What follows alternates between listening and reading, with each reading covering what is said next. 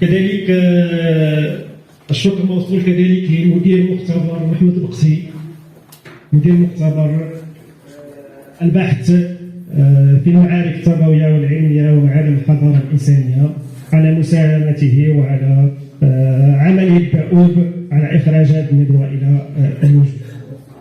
Donc, sans plus tarder,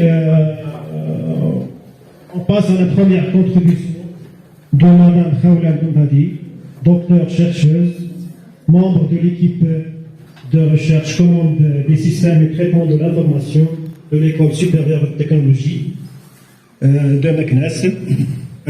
Il va nous présenter un travail intitulé Prédiction des performances des élèves à l'aide de la classification évidentielle. Donc à vous le micro.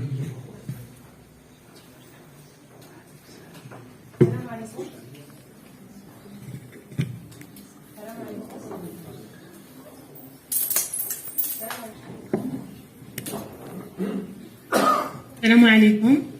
Bonjour tout le monde. Je tiens tout d'abord à vous remercier pour l'intérêt porté à mon travail, ainsi de me permettre aujourd'hui de le présenter devant vous. J'en profite pour remercier les organisateurs, les participants et toute personne ayant participé à la réussite de cet événement précieux. Je vais donc présenter mon travail intitulé Prédiction des performances des élèves à l'aide de la classification évidentielle. La présentation est organisée comme suit. De prime abord, on va présenter la notion de l'intelligence artificielle dans l'éducation, d'où on va parler de l'impact de l'intelligence artificielle dans l'éducation et aussi on va présenter une brève introduction de l'apprentissage machine ou bien apprentissage automatique qui fait partie de l'intelligence artificielle. Après, dans la troisième section, on va présenter notre modèle, ça veut dire le modèle proposé, qui constitue l'algorithme des cas moyens évidentiels. Cet algorithme-là utilise la fonction des croyances qui se base sur la notion d'incertitude et qui sera détaillée dans cette section. Donc après, pour montrer la performance de notre modèle, on va utiliser un ensemble de données réelles issues de deux écoles internationales à Dubaï. La première issue d'un système éducatif américain et le deuxième, il représente le British System. Et on va conclure et définir quelques perspectives de recherche. Donc, comme vous savez, l'éducation est nécessaire pour améliorer la vie des individus en la rendant plus productive. Pour cela, les systèmes éducatifs ont besoin de moyens innovants pour réduire le taux d'échec et améliorer les performances des élèves. Pour déterminer les performances des élèves, on doit d'abord, premièrement, évaluer leur parcours scolaire et puis après, définir des politiques éducatives adaptées. Depuis des années, le ministère de l'Éducation nationale s'est focalisé sur l'amélioration du fonctionnement des apprentissages en plaçant l'apprenant au centre de l'action pédagogique tout en mettant régulièrement en place des suivis afin de déterminer les facteurs impliquant la réussite et l'échec à l'école. Parmi les mesures prises, on trouve les évaluations diagnostiques qui sont réalisées à l'entrée de chaque niveau scolaire. Ces évaluations permettent aux enseignants d'identifier les acquis et les difficultés de leurs élèves et savoir les adapter aux besoins réels de chacun d'entre eux. Donc, pour évaluer un élève, l'intelligence artificielle peut offrir des solutions innovantes pour les écoles, que ce soit des écoles primaires ou bien secondaires. Donc l'apprentissage automatique ou bien le machine learning, qui fait partie de l'intelligence artificielle, vise normalement à partitionner des objets similaires en groupes homogènes. Donc, elle nous aide à transformer la façon dont l'éducation est dispensée et aussi il change fondamentalement la méthode d'enseignement, d'apprentissage et même la méthode de recherche. Les établissements d'enseignement tels que les écoles et les collèges normalement doivent utiliser le machine learning pour identifier d'une manière efficace les élèves ayant des difficultés à élaborer des plans d'action pour améliorer la réussite. Dans ce travail, qui vise à appliquer un algorithme d'apprentissage automatique ou bien un apprentissage machine qui est basé sur l'imprécision en utilisant un ensemble de données réelles recueillies auprès de 2 écoles internationales à Dubaï, de plusieurs programmes d'enseignement, afin, ça veut dire notre rôle, c'est de prédire les notes et les niveaux des élèves. Donc la deuxième section, on va parler de l'intelligence artificielle en éducation et plus particulièrement son impact.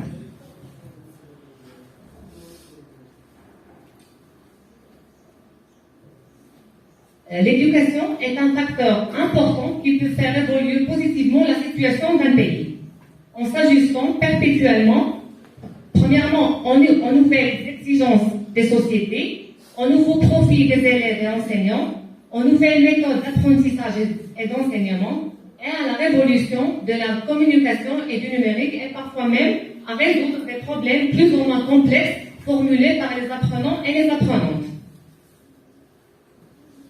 Donc, l'intelligence artificielle est utilisée en éducation afin de faciliter certaines tâches, telles que l'évaluation des apprentissages, la prévention de l'abandon scolaire, l'amélioration de la qualité des rétroactions ou bien des feedbacks, la création des parcours d'apprentissage personnalisés. Pour cela, donc, l'intelligence artificielle, normalement, doit être utilisée afin de faire face à ces problèmes. Donc, pour développer des situations innovantes basées sur l'intelligence artificielle, dans le domaine spécialement d'éducation, il est à la fois nécessaire d'avoir des données de qualité et des algorithmes performants qui permettent leur traitement et qui sont surtout adaptés au type de données utilisées.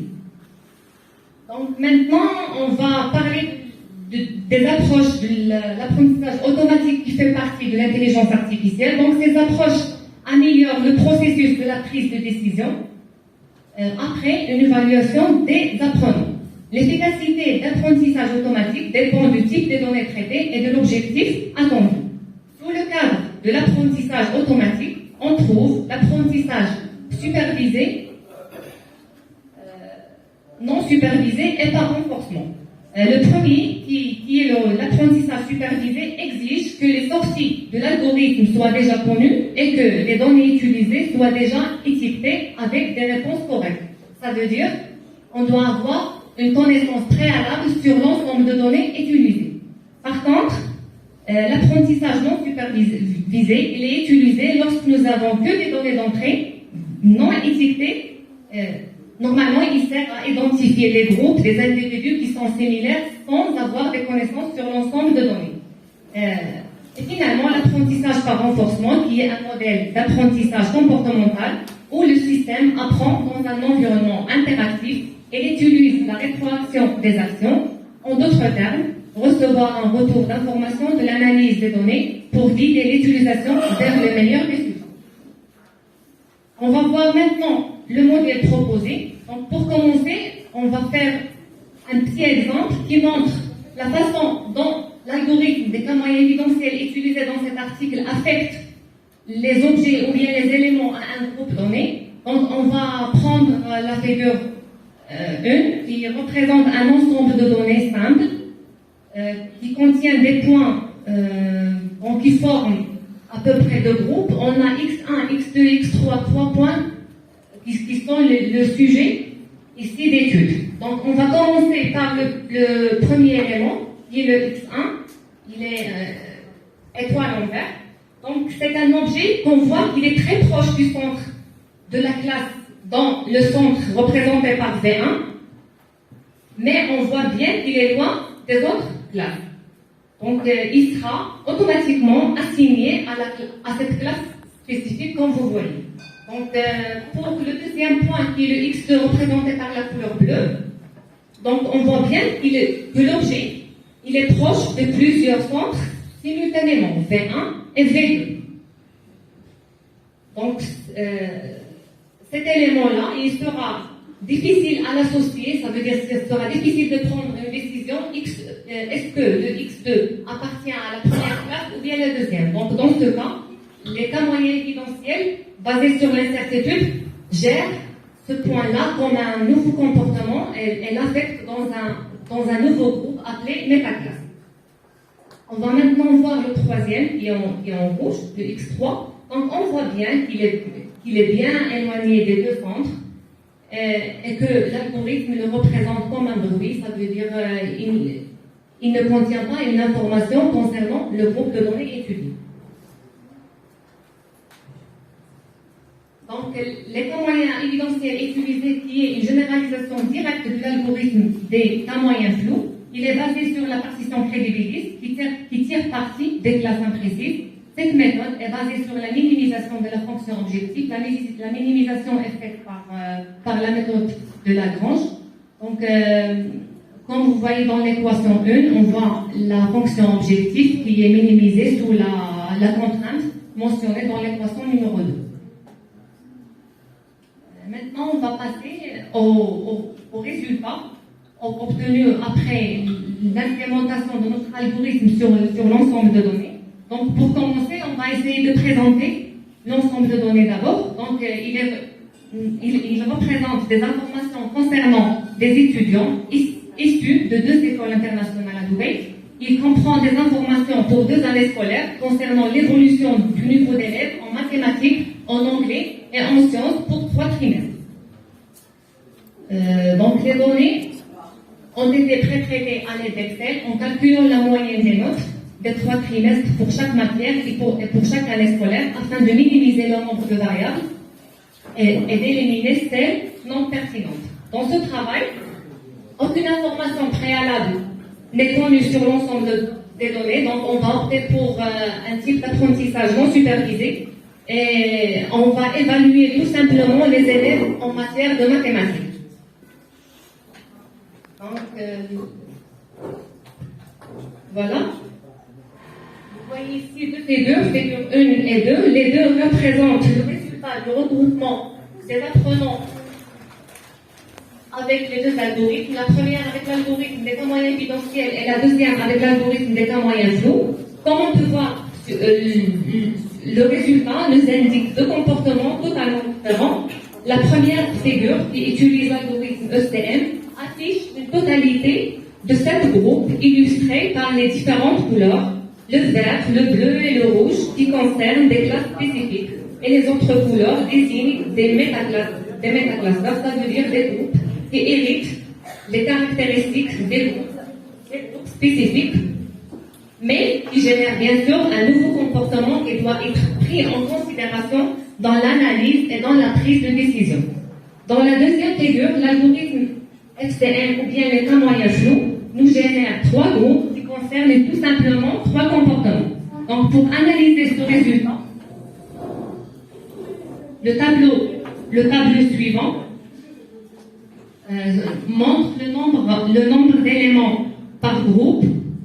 On remarque que la majorité des éléments sont affectés aux classes spécifiques. Ils sont étiquetés par le 2, le 3 et le 5 dans le tableau en rouge. On voit bien que la majorité des élèves, normalement des élèves et des apprenants sont classés dans ces trois groupes spécifiques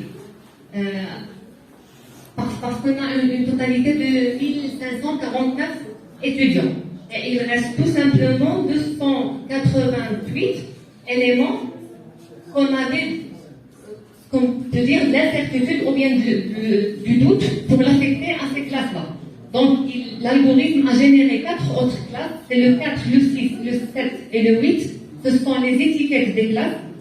Donc, vous voyez dans le tableau en rouge, par exemple, le comportement de la classe étiquetée par le 2, que, par exemple, le premier apprenant qui a l'âge de 15 ans, il a passé un examen diagnostique lors du changement d'école. Il a eu 76 sur 100. Après, dans la première année, qui en 2019, c'est la note de la moyenne des 3 trimestres. Elle a eu le 88. Après, en 2020, elle a eu seulement 75,67. Ça veut dire qu'il y avait une augmentation dans le niveau d'élèves et puis une diminution. Donc ici, normalement, on doit savoir pourquoi ces étudiants-là ont ont eu ce comportement. Donc les 3 et les 5 classes ont généré d'autres comportements. Le 3 a généré un comportement, donc progression, et la 5e et la classe étiquetée par le 5, il y avait donc le contraire de là, il y avait une diminution puis une grande progression. Donc pour le 4, le 5, le 6 et le 8, il hérite des caractéristiques de 2, 3 et 5, mais on peut voir par exemple celle étiquetée en 4, on peut voir qu'il a commencé avec en moyenne, il a commencé avec 60,04 en examen diagnostic, puis il a passé à 83, et la même chose, donc la deuxième année c'est 83. Donc on voit qu'il y a une stabilité dans le niveau. Donc pour l'algorithme, c'est un nouveau comportement, c'est un étudiant qui a eu une stabilité dans la nouvelle école. Donc on peut dire que la classe numéro 4 représente le chevauchement entre le 2 et les deux classes étiquetées entre le 2 et le 3. Donc, contrairement aux résultats générés par l'algorithme SCM qui affiche tout simplement 3 groupes, donc qui représentent 3 comportements seulement. Donc, cette étude détaillée nous mène à bien réfléchir à d'autres comportements d'élèves qui peuvent être générés.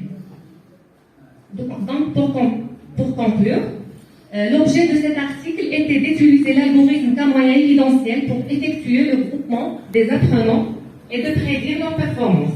Cette approche a permis de grouper de manière efficace les apprenants ayant des propriétés statistiques voisines et homogènes et d'aider à la découverte d'autres aspects. L'utilisation de l'algorithme d'un moyen évidentiel a montré l'intérêt majeur de cette approche à l'aide du concept d'imprécision. Donc, on envisage en perspective d'utiliser d'autres algorithmes et autres ensembles de données plus concrets. Merci de votre attention. Je vous remercie, Dr. Khawla, pour cette présentation. Dans ce travail, il a cité les différentes catégories de l'apprentissage informatique. Ainsi, il a proposé l'implémentation d'un algorithme d'apprentissage automatique appelé à moyen évidentiel pour prédire les progrès de performance académique des apprenants. Pour évaluer la performance et la qualité de cet algorithme, il a appliqué l'algorithme sur un ensemble de données réelles. Donc, نرتقي الآن